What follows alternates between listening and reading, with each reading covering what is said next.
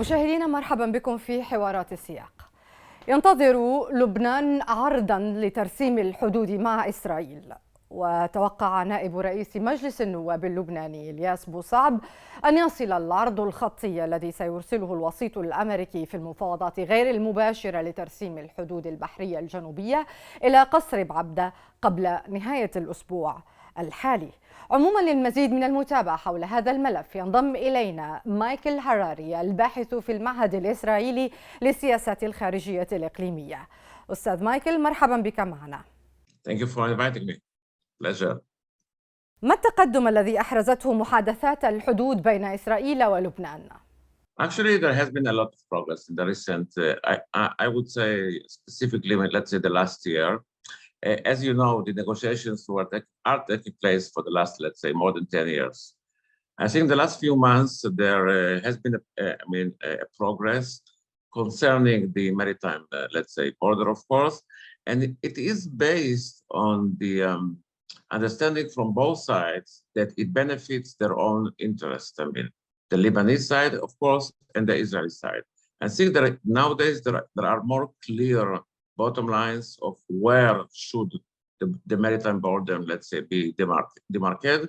And this is why there are quite a lot of reports about, let's say, optimistic reports about very soon, hopefully, an agreement to be reached. هل تتوقع أن يحمل حلولا لأزمة حقل كريش؟ I certainly hope so. Yes, I do.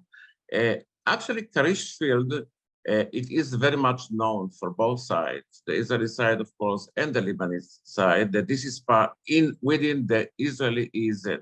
But in order to be able, let's say, to implement it or to accept by both sides, we needed to have an agreement which basically will include the maritime border.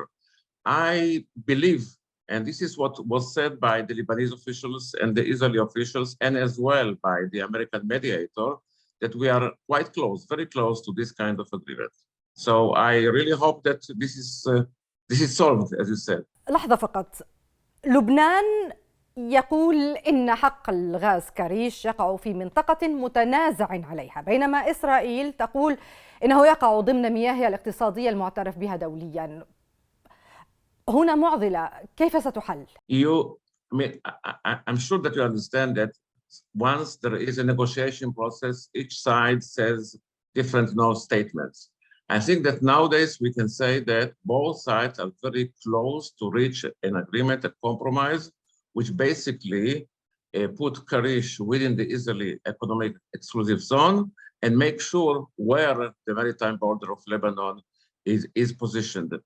I think that we should follow very carefully all statements by both sides concerning Karish or concerning Kana or concerning whatever possible future fields. Much of those statements are part of the negotiation.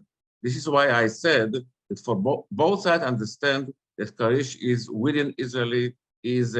Now, this is not to say that during the negotiation there were disagreements between Lebanon and Israel.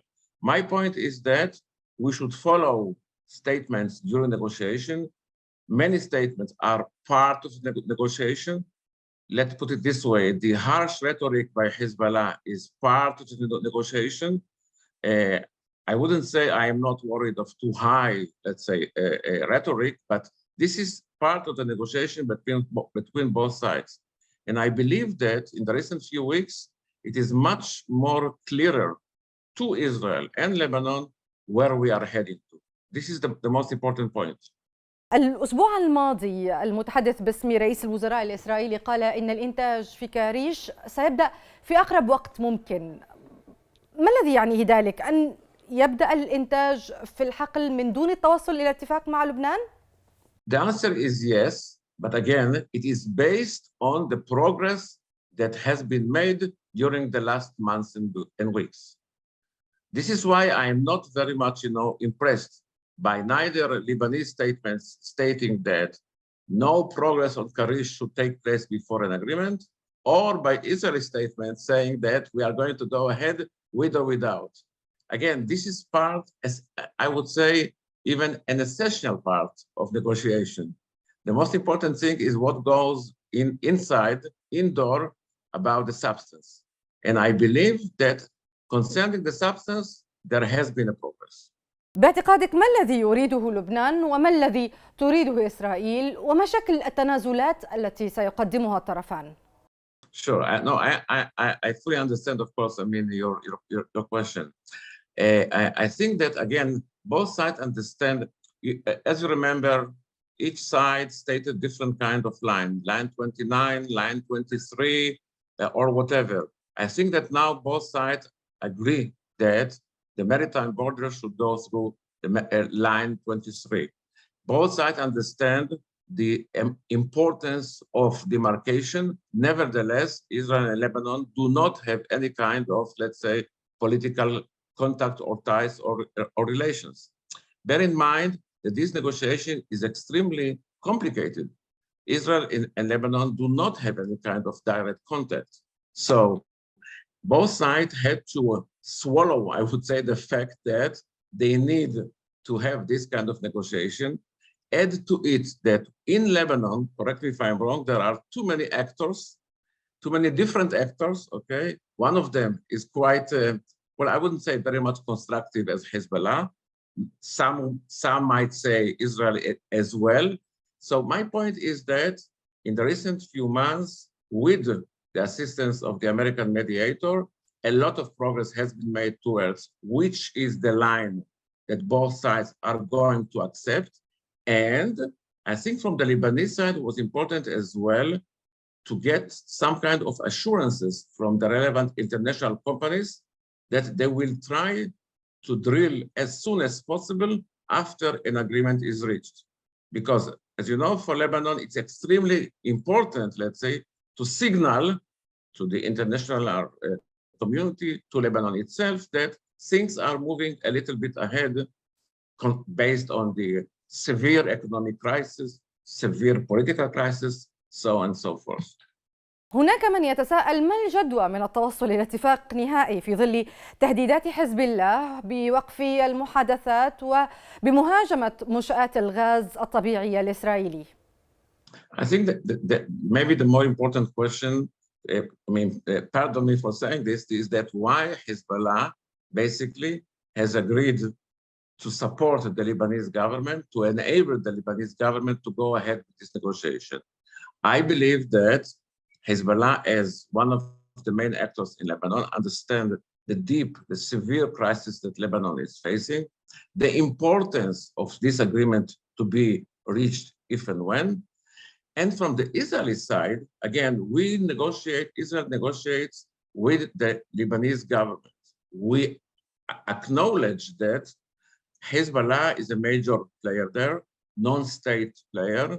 From our point of view, let's say from Israel's point of view, terrorist organization, but it's up to Lebanon how to deal with it. Now, the rhetoric that was used by Hezbollah, or the threats, as you put it correctly, this is a concerning point, absolutely.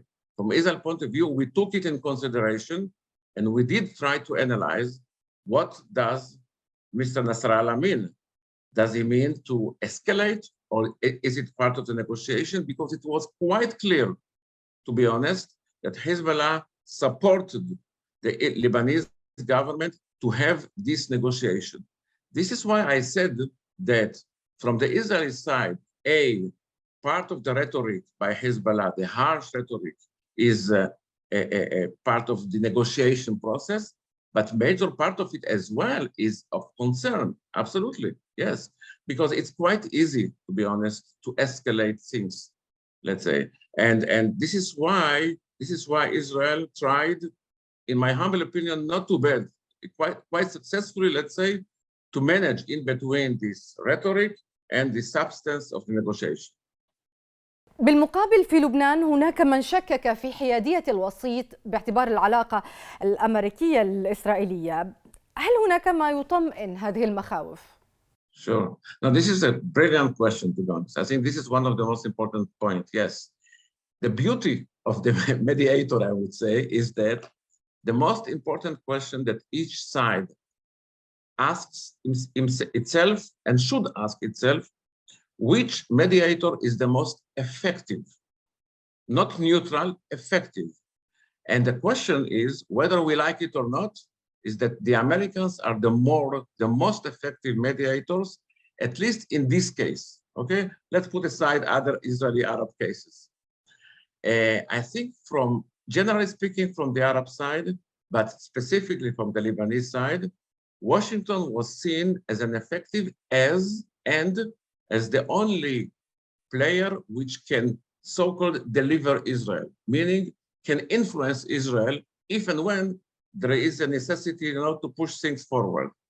So maybe it is not impartial, as you said, but when you have negotiation, you want to reach a bottom line, an agreement or a compromise. And the question that you or whoever should ask itself is, who is the most effective lady who can go ahead, who can help us to go ahead? And in this case, the answer is Washington, yes. إمضاء لبنان على الاتفاق النهائي إن حدث، هل يعني اعترافاً ضمنياً أو فعلياً بحدود إسرائيل وبالتالي بإسرائيل؟ Yes, I know. This is one more great question. And I think that we should put this kind of questions aside in order not to initiate whatever sensitivities. There are different voices in Israel and out of Israel asking very similar question, or something like, what does it mean, let's say, if we reach this kind of agreement? Does it mean that we should aim for normalizing relations with the state of Lebanon? Should we aim? My point or my answer is that let's go slowly, to be honest. Things are too difficult, too complicated, and especially with a state as Lebanon. So first of all, let's reach this compromise. Let's make sure that it is implemented as well as possible, okay? And let's hope that this compromise, this agreement, and hopefully Lebanon will discover its own natural gas in its exclusive economic zone. And then we can move maybe forward in a bit more, little bit more with more confidence, not more than that.